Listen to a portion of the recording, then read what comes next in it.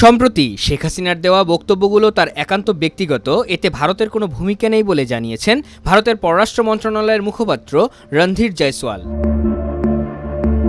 ৭ ফেব্রুয়ারি ভারতে বাংলাদেশের ভারপ্রাপ্ত হাই কমিশনার মোহাম্মদ নুরুল ইসলামকে তলব করে এসব কথা বলেছে ভারত। তার সঙ্গে বৈঠকের পর সাপ্তাহিক প্রেস ব্রিফিংয়ে তথ্য জানান জয়সওয়াল।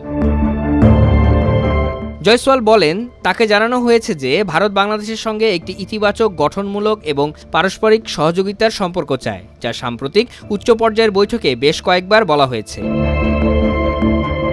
তিনি বলেন, শেখ হাসিনার বক্তব্যগুলো তার একান্ত ব্যক্তিগত, এতে ভারতের কোনো ভূমিকা নেই। বিষয়টিকে ভারত সরকারের অবস্থানের সঙ্গে এক করে ফেললে তার দ্বিপাক্ষিক সম্পর্কে কোনো ইতিবাচক মাত্রা যোগ করবে না।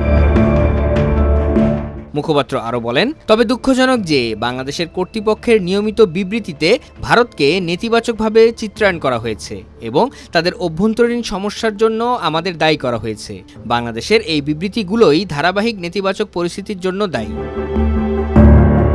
জয়সওয়াল বলেন, ভারত সরকার একটি পারস্পরিক কল্যাণকর সম্পর্ক গড়ে তোলার প্রচেষ্টা চালাবে, তবে আমরা আশা করি বাংলাদেশও একইভাবে সাড়া দেবে এবং এই পরিবেশকে ব্যাহত না করে উপযুক্ত প্রতিদান দিবে।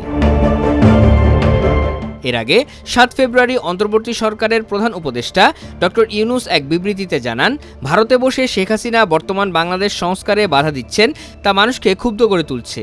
শেখ হাসিনার এই কর্মকাণ্ডের কারণেই জনগণের মনে ক্ষোভ বাড়ছে এবং এমন হামলা ভাঙচুর চালানো হয়েছে।